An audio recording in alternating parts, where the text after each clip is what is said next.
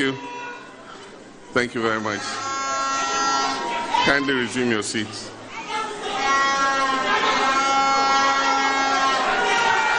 Thank you.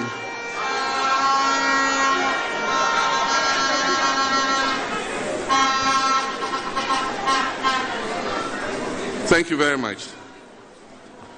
Our hardworking branch and constituency executives, our party members and supporters, members of our Council of Elders, national executives present here, members of the Professional Forum, my colleague ex-appointees of the NDC, our media friends, invited guests, my wife Lodina,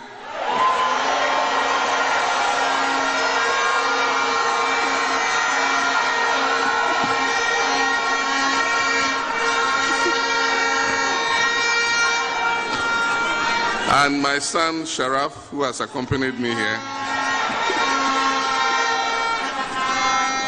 Invited guests, my brothers and sisters. I want to thank you sincerely for answering my invitation to attend this campaign launch. I'm delighted by this opportunity to engage with you and the good people of Ghana once again.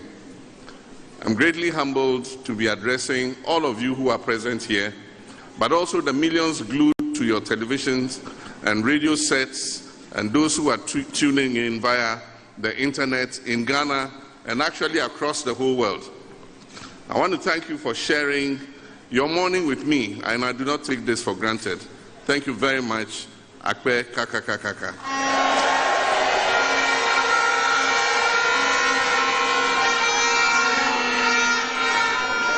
As I drove onto the campus of the University of Health and Allied Sciences, popularly known as UHAS, which was built during the tenure of our great party, I could not help but feel a sense of fulfillment that the dream and vision of our late president, Professor John Evans Atta Mills, has been actualized in a very beautiful way. The Volta region retains a towering significance in the history of our great party, the NDC.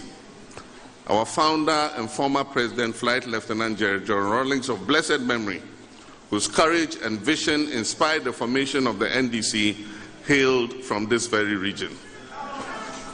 Other stalwarts, dead and living, like Security Chief Captain Kojoshi Kata, literature icon and former chairman of the Council of State, Professor Nyidevu Awuno, former Speaker of Parliament, Right Honorable Edward Dua Jaho, Ambassador Dana Bodakpi, and my dear former Transport Minister, the late Jifa Aku Ativo, and many others, too numerous to mention, are all natives of this region and have toiled tirelessly to build our great party, the NDC, and our beloved nation, Ghana. It is therefore no coincidence that we are holding this launch here in the Volta region as a tribute to the many illustrious sons and daughters of this region who have toiled tirelessly for our great party. And at this moment, I'll ask that we observe a moment of silence for all the faithful departed who are not with us here today, but who worked to bring our party to where it is. One moment of silence, please.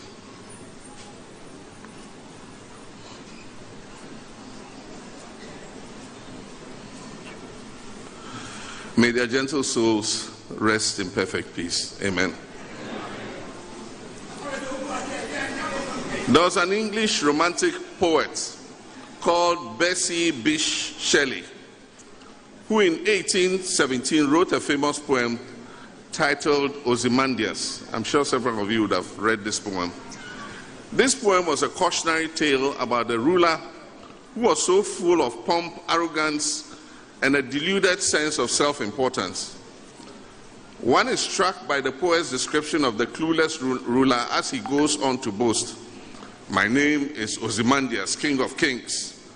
Look on my works, ye mighty, and despair." Unquote.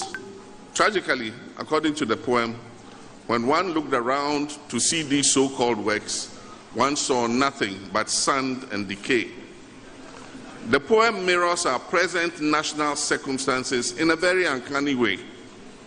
Fellow countrymen and women, my brothers and sisters, I wish to thank Professor Joshua Alabi, the convener of the John Mahama Campaign Committee, and a former Vice Chancellor of the University of Professional Studies, Accra, and who was my co-aspirant in the 2019 presidential primaries.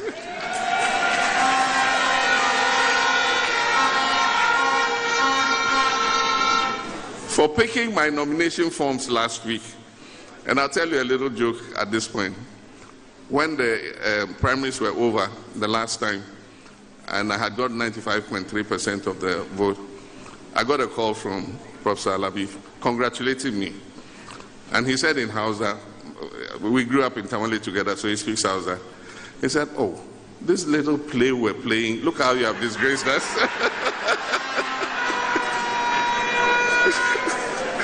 In Hausa is wasanda muna inga dubaya ndekasa mukunya.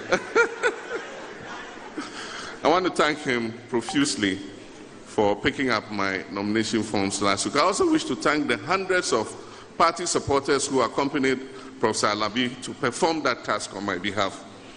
By that action, I have officially joined the race to contest for the flag bearer slot of the National Democratic Congress. For the 2024 elections, which I consider to be the most important and defining poll of our time, I've not taken this step lightly. It has been the product of months of prayer, broad consultation, and sober reflection. I've searched my soul and placed close attention to your voices, to your daily struggles, and to our present national predicament. At this stage, Ghana demands experience, not experiments.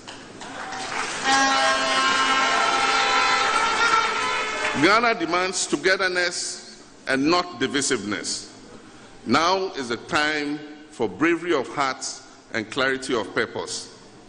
6 years ago, despite our best efforts, the people of Ghana decided to entrust the management and administration of this country into the hands of the NPP. They did so in the hope that the many mouth-watering promises that were made to them would translate into meaningful action that would mark an improvement in their living conditions and the general well-being of our country. My brothers and sisters, 6 years on, those hopes have been dashed. Instead of the prosperity and progress that was promised, the last 6 years have been perhaps the most difficult and challenging period of our history as a country. This government has been clueless and in many ways callous. The unthinkable has happened, and our country today is broken on all fronts. Ghana is bankrupt. We are saddled with debts we simply cannot pay. And we have suffered the global humiliation of defaulting on our debts and being downgraded by all credit rating agencies to the lowest level ever seen in our history. Our economy is in the worst ever shape, with suffering and pain on an unprecedented level. Hyperinflation and ever-increasing price of basic items, including food products, have all combined to inflict unbearable pain on millions of Ghanaian households. Parents are being forced to make the choice between seeking prompt health care for their sick children or providing meals with their meager resources for their families. Our middle class stands the real risk of being wiped out on the back of an obnoxious debt restructuring program.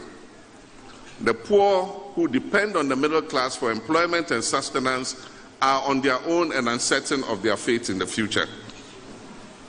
Our aged pensioners and the elderly have not been spared either.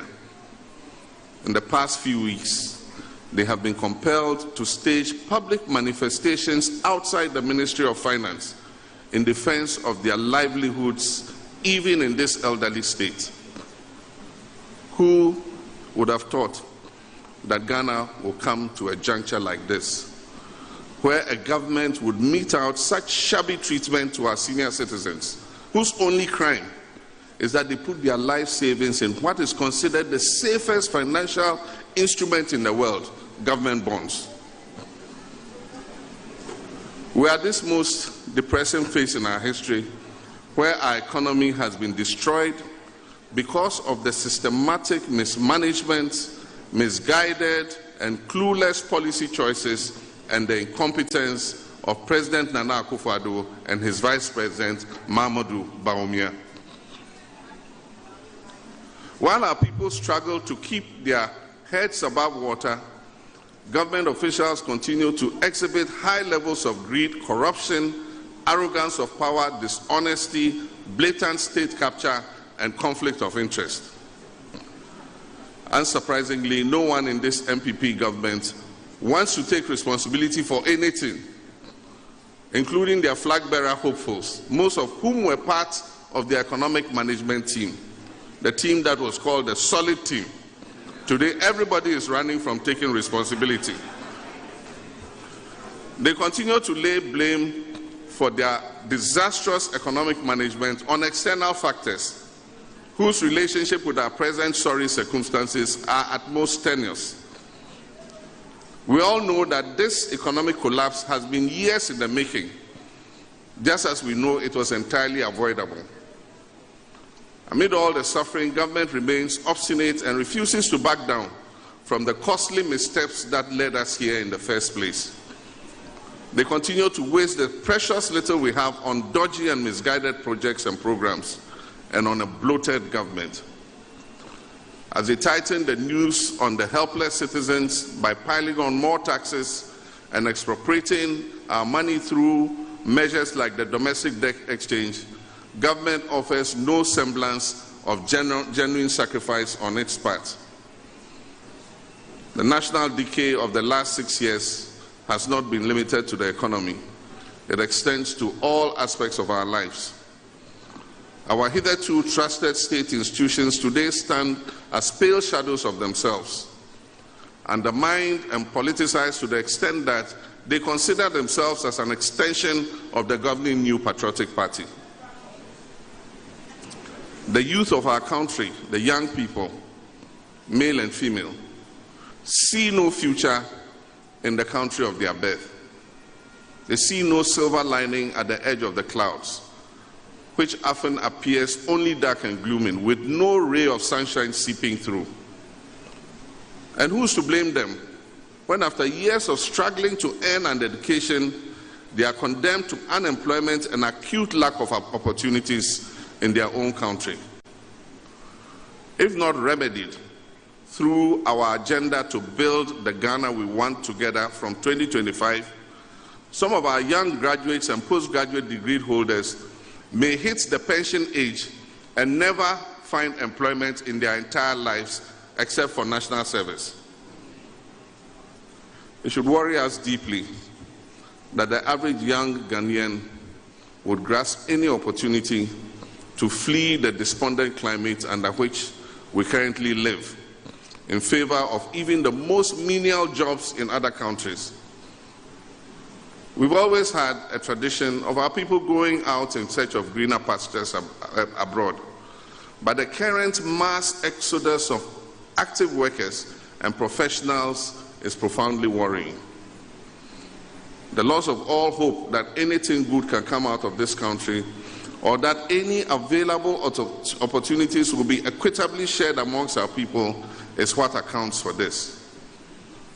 For some sections of our population, the unraveling of our national fabric and the collapse of our economy under this government form sufficient basis to dismiss all public office holders and politicians, both in government and out of government, as being the same.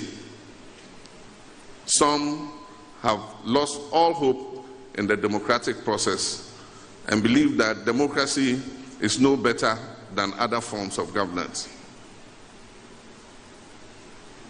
Ladies and gentlemen, these are the predictable effects of the betrayal of the people's trust by the President, his Vice President, and his crop of leading officials. I wish I could say this in a more pleasant way, but you are the better judges of our current reality. Our present state and its effect on our people trouble me a lot. And this is why, as you have observed, at every significant wrong turn or decision taken by this government, I have, with the benefit of experience I have acquired, provided alternative solutions and even offered the expertise and knowledge of some of my party colleagues to help get us out of these challenges. And this is because there is an increasing gap right now between the Ghanaian society and the Ghanaian political system. And it is one of these reasons why a change has become absolutely necessary at this particular time. Of course, I know how to deliver that badly needed change.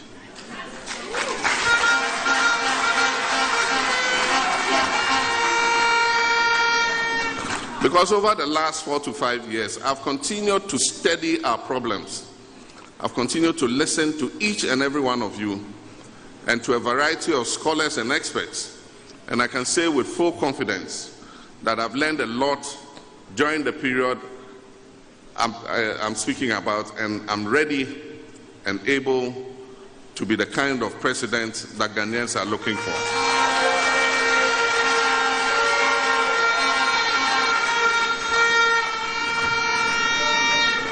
In our present situation, it is no longer sufficient to sit on the sidelines and offer suggestions which are most often ignored. I'm therefore coming before you in all humility and in response to the calls from my party and the generality of the people of Ghana to offer myself to serve this country and its people that I love so dearly, by first putting myself up for election in the oncoming NDC presidential primaries.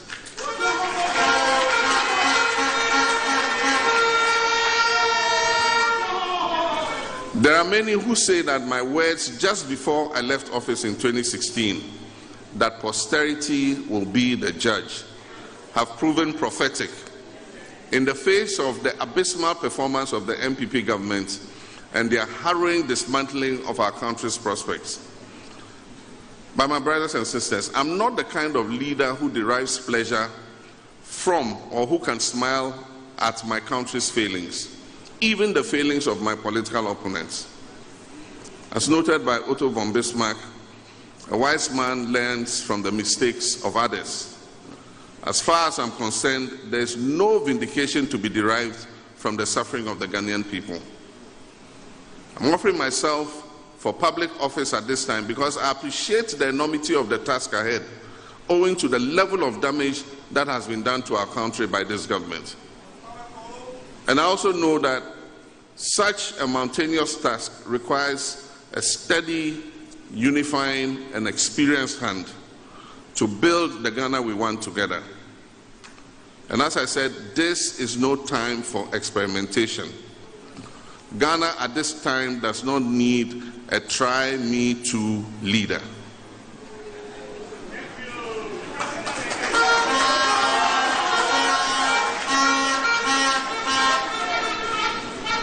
Our country at this time urgently needs a leader with an unwavering desire to get things done in a no-frills, no-thrills, business-like manner.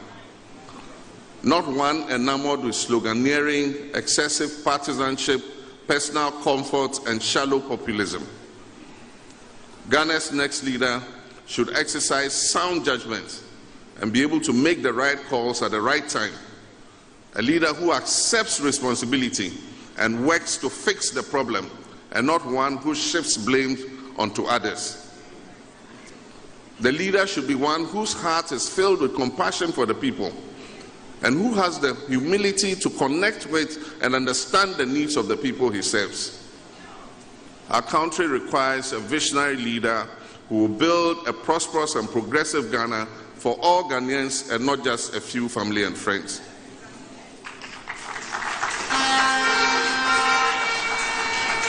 We in the NDC will not run a government of slogans. Instead, we will run a government of action.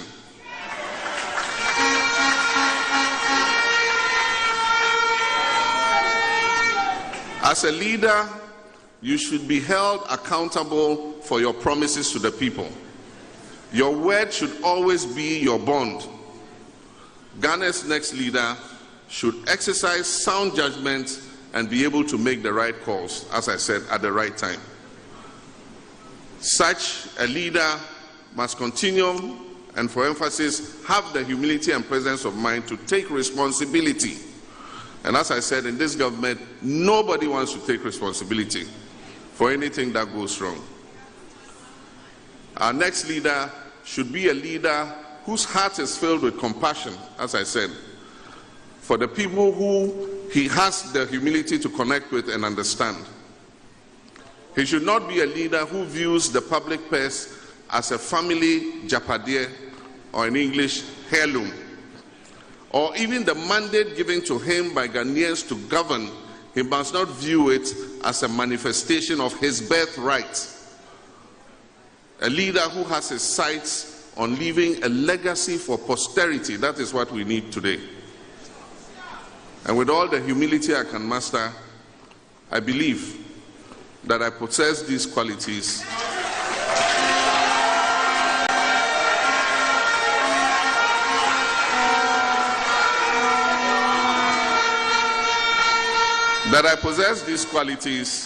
and that I'm uniquely placed, having sat back the past few years, to take stock of our country's trajectory. I'm aware of the extent of work that awaits the next government. There's so much to fix, there's so much to repair, and there's so much to heal. But I'm set and ready, very ready.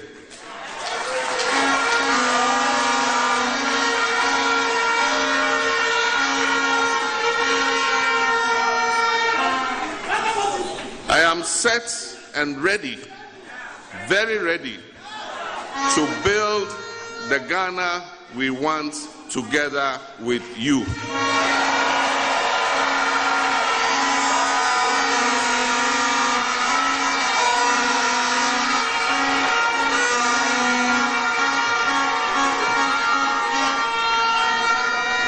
Our mission as the NDC is to get out of the current nightmare and to get out of it together, reaching to one another, listening to one another, and providing hope for all Ghanaians. Working with a pool of experienced, talented, and passionate men and women, and with many others from non-political backgrounds, including the private sector and civil society, who simply want the best for Ghana and who desire to transform our country and its people, it can and will be done.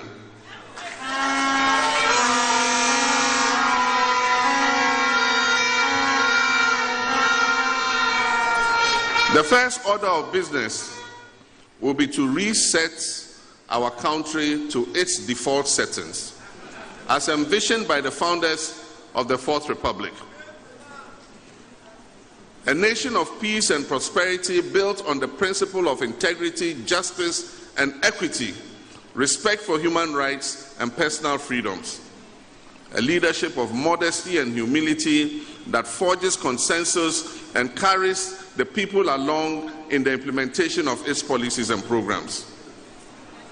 At the top of our priorities as the new government in 2025, God willing, inshallah,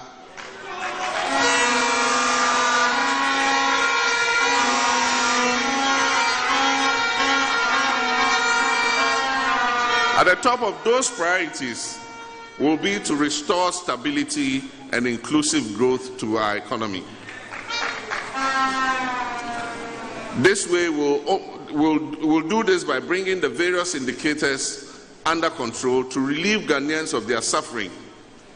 We will strictly enforce prudence and responsibility in the management of public finances by cutting out waste and ostentation, which have become a common brand under this administration. Together, we will build the Ghana we want.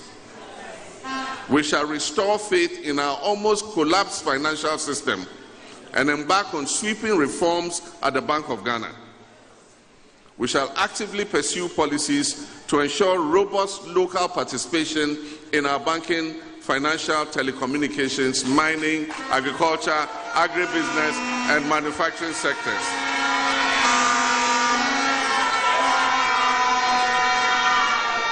And all this will be anchored on our plan to grow the economy and create sustainable employment for our young people. We will make investments in productive sectors of the economy, like agriculture, industry, technology, digitalization, and tourism to spur growth and generate jobs for the teeming youth who continue to lose hope in our country day by day. My brothers and sisters, my comrades, with a limited fiscal space we are likely to inherit because of the mismanagement of the economy under the NPP, a new NDC government will give priority to continuing and completing abundant and ongoing projects rather than rushing to commence new ones.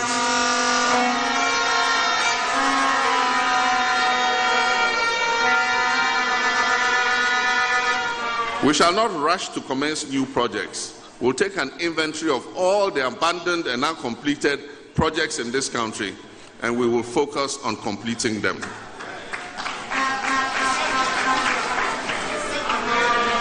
We shall assemble and operate the leanest but most efficient government under the history of our Fourth Republic. We'll reduce significantly the size of government. And as announced in my speech at the UPSA late last year, in a crisis situation like this, it is my belief that this country can be governed efficiently with 60 ministers and deputy ministers.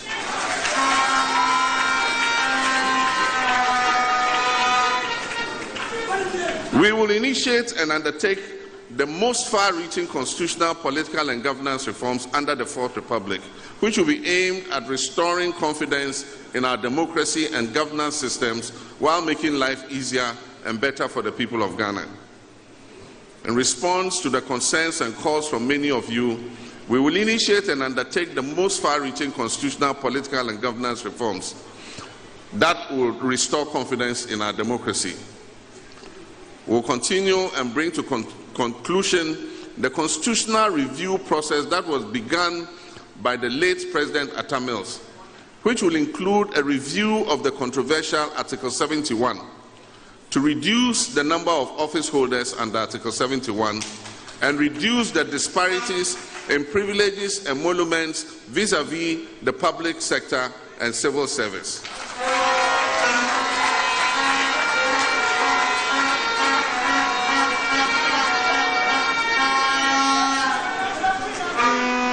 The payment of ex gratia to members of the executive under Article 71 will be scrapped.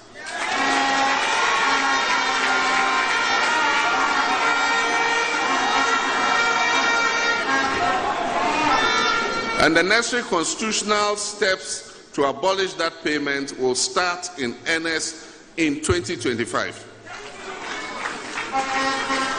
We will also begin the process of persuading the other arms of government other than the executive to accept the removal of these ex gratia payments. Issues pertaining to the excessive powers of the President, proper separation of powers, strengthening of Parliament, restoring the independence of the judiciary, independent and quasi-independent state institutions, and depoliticizing them will take center stage of the new administration.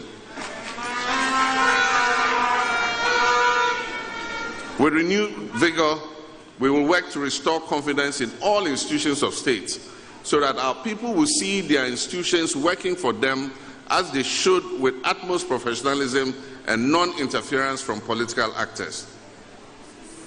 We must, for instance, end the chaos that now characterizes the computerized school selection and placement system for BEC graduates. As a first step, to resolve this issue with the computerized placement. We should allow students to only complete their applications for SHS after they have received their BEC results. This will put them in a better position to know what their actual grades are and make them able to match them with the cutoff grades and raw scores of the senior high schools they wish to be admitted to.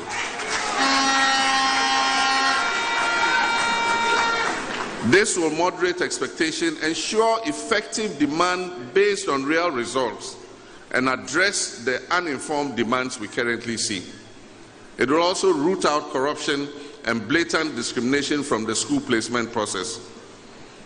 Fellow countrymen and women, the time has come for Ghanaians to receive proper accountability from those they elect to political office. This accountability can only be achieved by a new party coming into government in 2025. I promise Ghanaians that we shall investigate how public funds have been expended.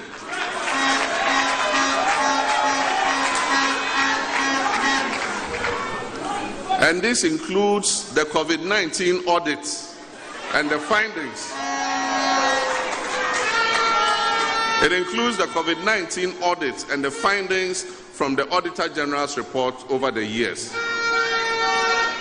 We must clean the Augean stables and rid them of the filth and corruption.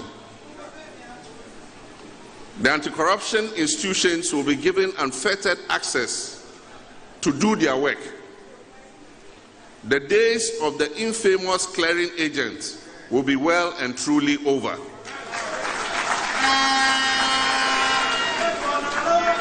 To ensure efficiency and professionalism in this endeavor, institutions of state will be empowered to work independently without interference. State-owned enterprises will not be a gravy train for political apparatchiki. We shall reintroduce the hallmark of my previous administration, and that is tolerance for criticism and the creation of a conducive atmosphere for the media to do its work without the fear of threats, harassment, and possible assassination.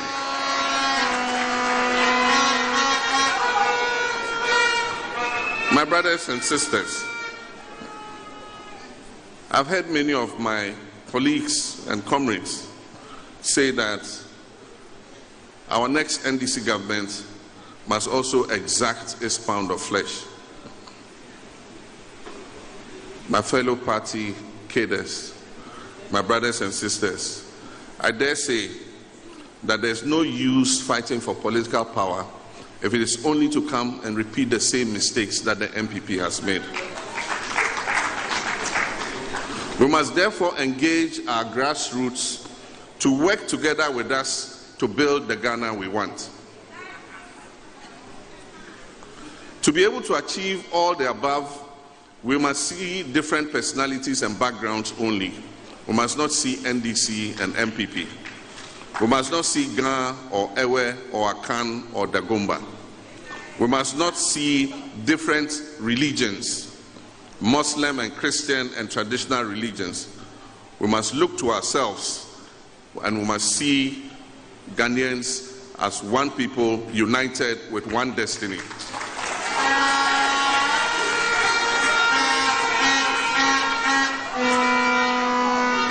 You and I, hand in hand and working together in building the Ghana we want, it will take grit, it will take determination, but we have what we have not had before, the benefit of hindsight and reflection from afar, and the benefit of experience to improve upon our successes and avoid our previous mistakes.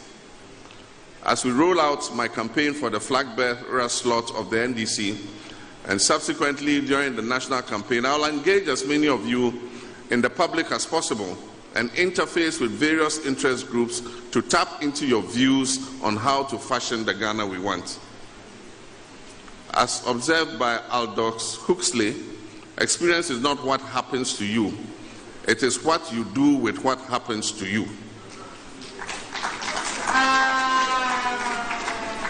In the coming days, as we go around, we'll be having conversations about our country. But more important, we must put into action the plans that we would conceive together. It will not be easy. It will take determination. It will take grit. It will take tears. It will take sacrifice. I promise you that I'll share that pain and sacrifice with you. And above all, I promise you hard work.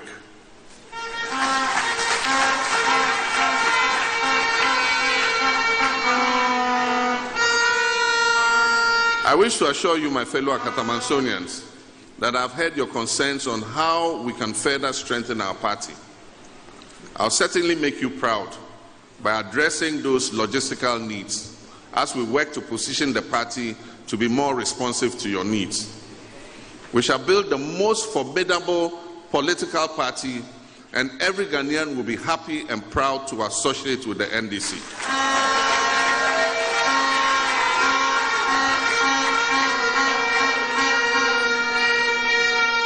Remember that in the history of the Fourth Republic, it is the NDC that has provided the most roads, water, electricity, educational, health, telecommunications infrastructure across the length and breadth of this country.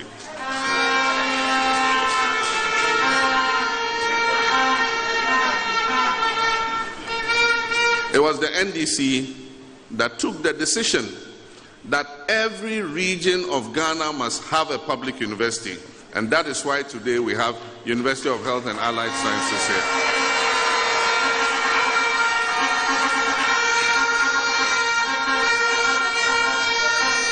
It was the NDC that considered it prudent to build an airport in the Volta region.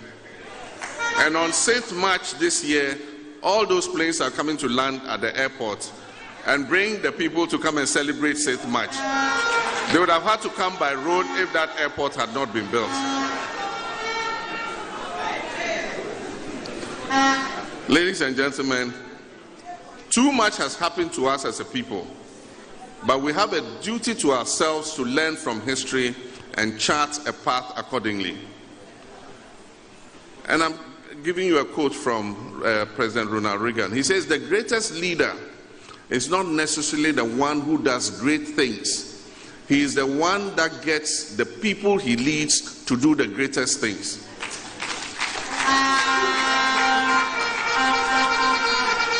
And I subscribe to what he said. The next government of NDC would not be about me. It would not be about forming a cadre of family and friends to enrich themselves at the expense of our people. The next government of the NDC will be about you.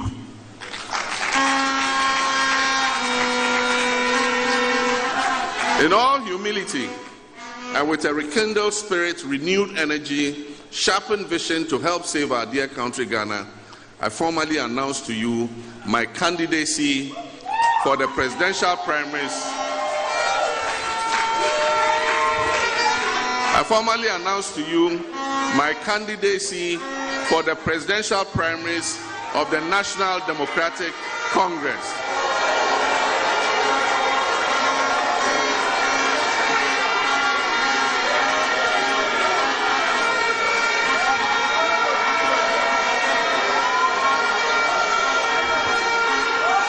And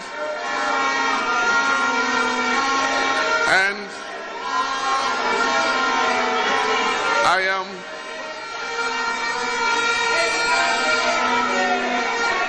thank you, pardon me. Thank you, pardon me. And I'm proud and honored that our NDC family, young and old men and women from all over the country, are standing firmly behind me.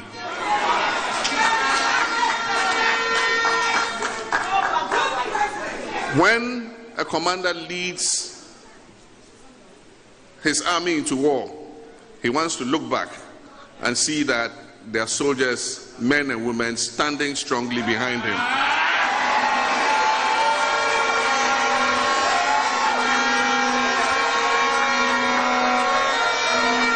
I feel humbled by your love and I hope you all know that I love you too.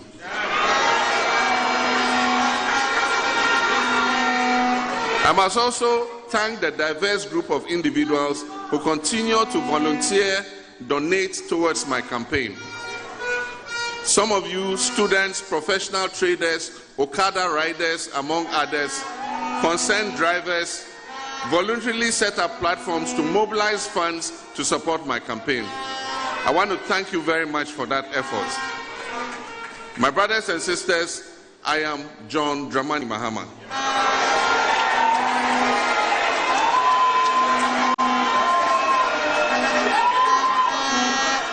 Your proven servant leader, and I ask you to bless me massively with your trust and your votes on May 13th and subsequently on 7th December 2024.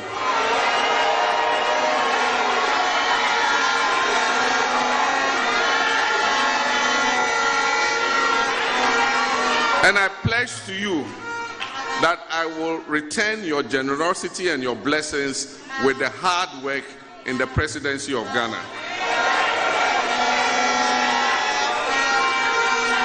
Ghana needs experience and not experiments. Ghana needs a leader who will hit the ground running on 7th January 2025. Ghana needs a leader who will not be given an orientation and excursion through the Flagstaff House because he knows there already.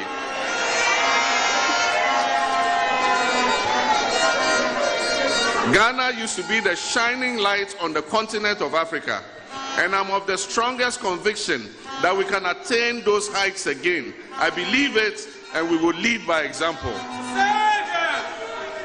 And as I conclude, I wish to thank my wife, Lordina,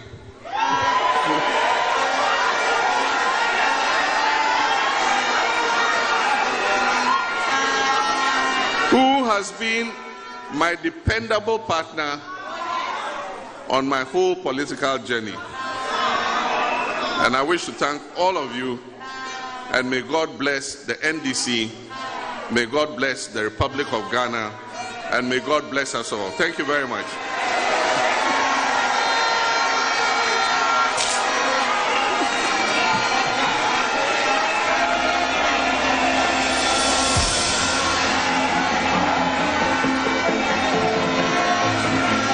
I think we should.